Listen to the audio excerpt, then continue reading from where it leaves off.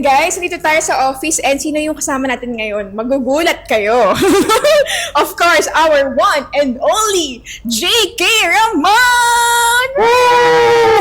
All the way from Dubai, guys. He traveled papunta dito sa Pilipinas. Para saan?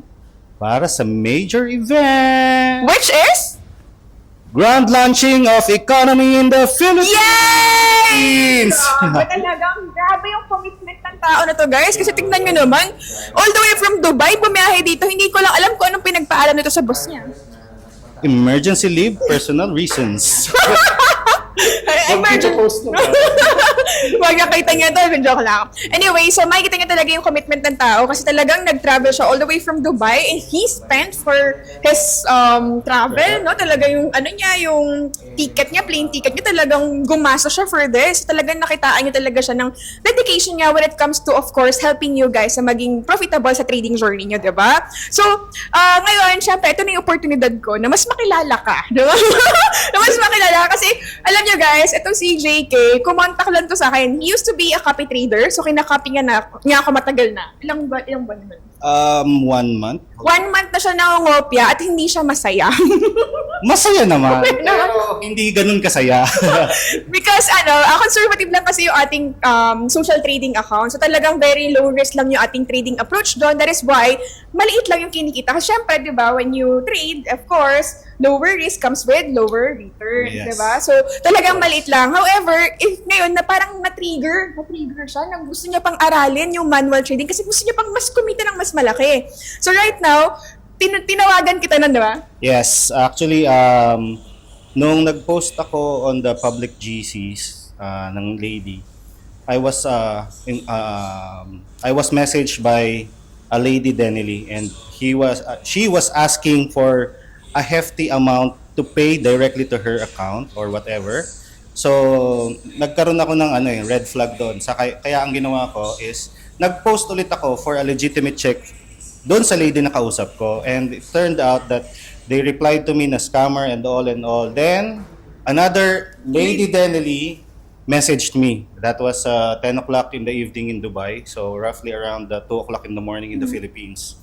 So, nung nakatanggap ako ng message from another lady Denily, inisip ko, shit, another scammer. Skeptical ka na. Yes, so might as well entertain again and see what she's going to tell again. But it turned out she asked to call. So when I heard the typical voice, then I knew that I was speaking to the real Lady Denily kasi nga nag-video call pa kami noon eh. So and that was 2 o'clock in the morning in the Philippines and I saw the dedication from you that time because that is 2 o'clock in the morning here in the Philippines. It's not that easy to be an influencer and to be up that late in the evening. So from there on, nung inoffer mo sa akin yun, I really don't know anything about the product. I just jumped in without any question. Kasi nakita ko yung dedication from the lady itself. Yun, Yeah. Grabe, nakita lang ako. Saan ba? Sa TikTok, sa Facebook? Dumaan siya sa Facebook ko pero siguro TikTok. TikTok siya na video pero sa feed ko sa Facebook. Okay, naka-cross po. So imagine niyo guys, he only saw me and sa social media and then I contacted him kasi talagang iniiwas ako na may mga scam talaga. That is why talagang tinatawagan ko as much as I can hanggat kaya ko kahit matulog pa ako ng late. Gagawan ko ng paraan talaga para matawagan at mag-video call kayo. So apparently hindi nga tinatawagan agad nun kasi may VPN, no? Oo, May VPN pa nun. So nag-activate pa siya ng VPN niya para makontak ko siya and makapagtawagan. Kaya tayo katagal nagtawagan nun? Umabot tayo ng mga 50 to 1.5 hours, parang ganun. Kakapilit. Kakapilit kasi ayaw niya talaga actually because ang goal ko for him is I want him to become a leader in Middle East. Which is malaking malaking obligasyon, di ba? Yung binibigay ko sa kanya agad, kakakilala lang namin nun sa sa Telegram. Tinawagan ko siya, sabi ko, pwede ka ba mag-lead ng Middle East? Actually, regarding sa economy, I really don't know anything about the product that time. So I'm just eager to jump in. Kasi nga, yung dedication. Pero kaya lang tumagal yung usapan. Kasi nga, yung binibigay mong responsibility to lead the whole nation, hindi nga nation, region nga eh, is something that I'm not prepared to do. Pero yun nga, after the end of the conversation, sabi ko, bahala na. O sige, bahala ka. Testingan na lang natin. Sinabi ko na lang that I will help other people na lang. So from there on, I helped a couple of them.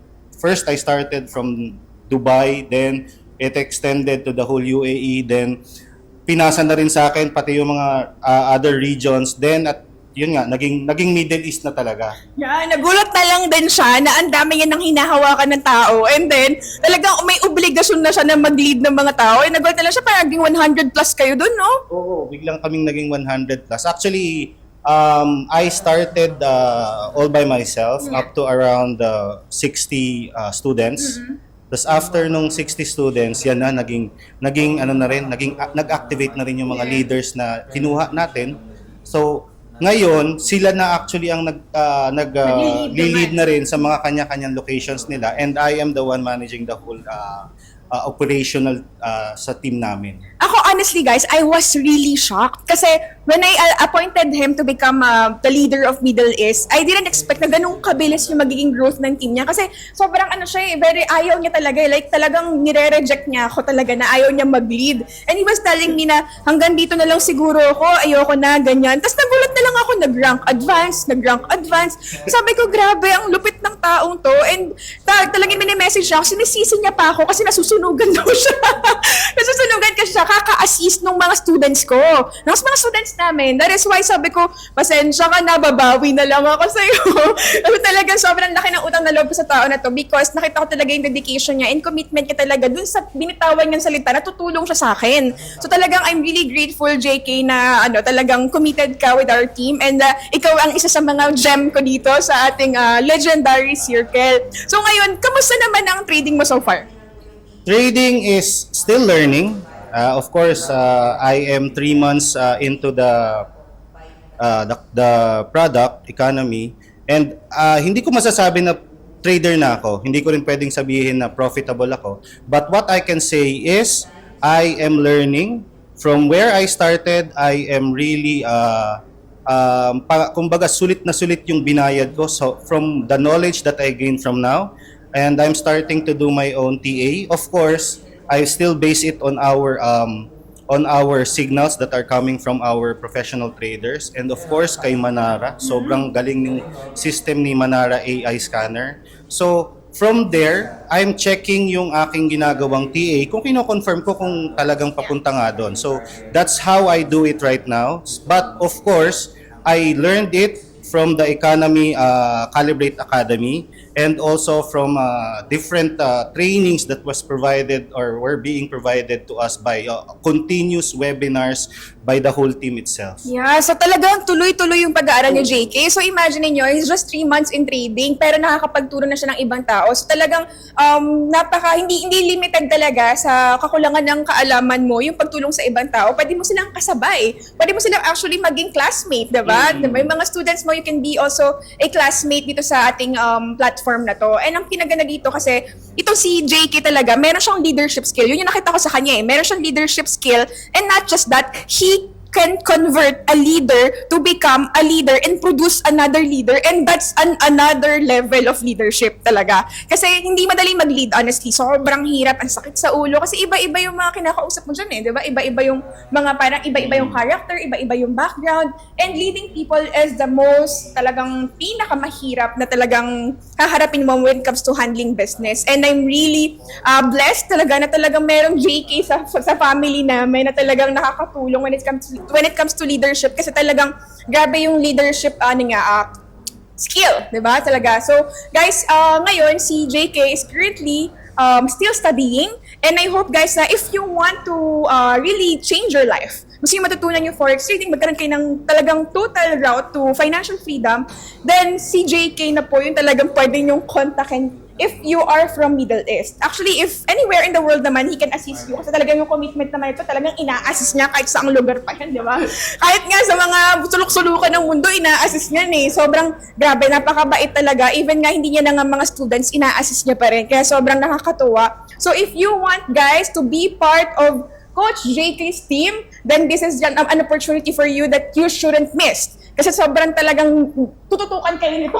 Natutukan mo sila, no? Di ba? Of course, me and my team. Yes. So talagang napakarami na nila ngayon sa Middle East and parami na parami. And eventually, by next year, pupunta kami sa Dubai. Diba? Pupunta tayo sa Dubai. Pupuntahan namin yung mansion doon ni Coach JK para at least, guys, ma-witness naman ninyo kung paano kami magtrabaho and paano talaga magkakilala tayo face-to-face. Kasi iba pa rin talaga pag nagkakakitaan face-to-face. Kaya nga, sobrang natuwa ko na nakilala ko to personally.